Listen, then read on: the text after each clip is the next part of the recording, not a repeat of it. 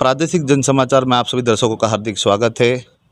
हमारे साथ आज बात करने के लिए मौजूद है झाबुआ रतलाम अलीराजपुर लोकसभा के सांसद गुमान सिंह डामोर साहब। हम उनसे लोकसभा चुनाव के बारे में चर्चा करेंगे। आइए हम हमारे सवालों की शुरुआत करते हैं। नमस्कार डामोर साहब। जी नमस्कार, आप सभी को नमस्कार। डामोर साहब, लोकसभा चुनाव है और माहौल अब है चरम पर है। लोकसभा चुनाव में अनीता नागर सिंह चौहान को भाजपा ने प्रत्याशी बनाया है। क्या लग रहा है, कैसा माहौल है?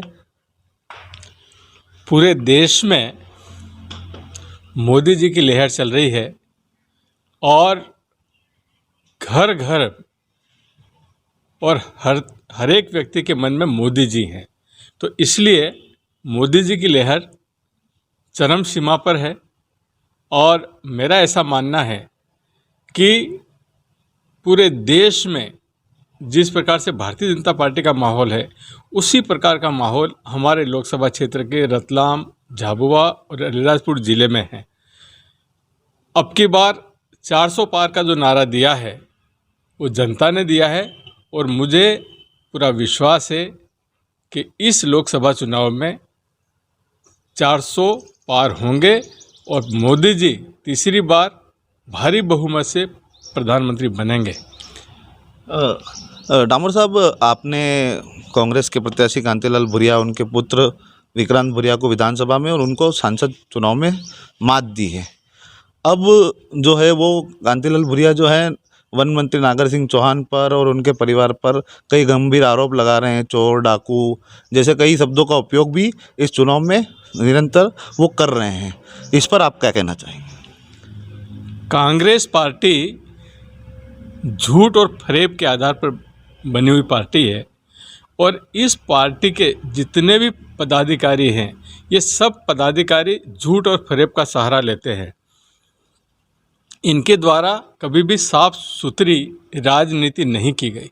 भारतीय जनता पार्टी विकास के मुद्दों पर, जनहित के मुद्दों पर चुनाव लड़ती है और इसीलिए भारतीय जनता पार्टी को चाहने वालों की संख्या बहुत बड़ी संख्या हो गई है।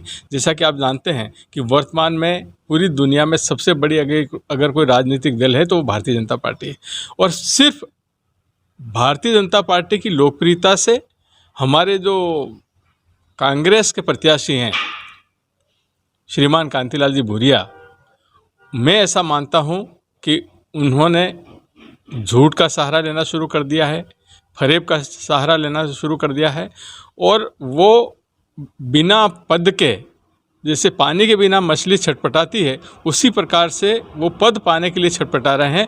पर उनकी ये छटपटाहट जारी रहेगी, उनको कोई पद मिलने वाला नहीं है और इस लोकसभा क्षेत्र से भारतीय जनता पार्टी भारी बहुमत से जीतेगी।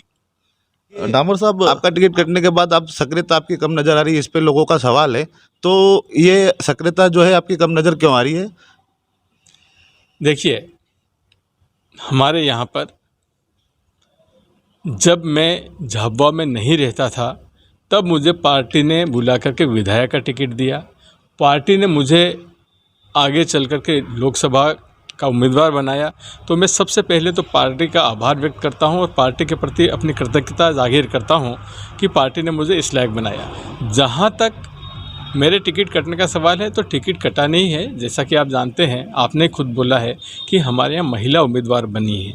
तो ठीक है, कभी पुरुष को उम्मीदवार बनाते हैं, कभी महिला को बनाते हैं और ये संगठन का विषय है, इसमें कुछ कहना सुनना ठीक नहीं है। जहाँ तक मेरी सक्रियता का सवाल है तो संगठन ने जो जो काम सौंप रहे हैं वो काम मैं कर रहा हूँ। हम संगठन की सीमा को लांघ कर नहीं जा सकते हैं।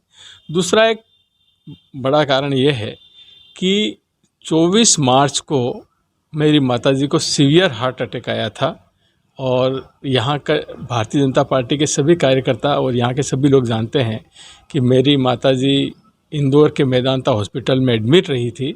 उस दौरान में यहाँ झाबुआ में नहीं था तो लोगों को ऐसा लगा कि मेरी सक्रियता कम हो गई, पर ऐसा नहीं है। मेरी सक्रियता वैसी ही है और हम तो भारतीय जनता पार्टी के लिए काम करते हैं, हम पद के लिए काम नहीं करते हैं।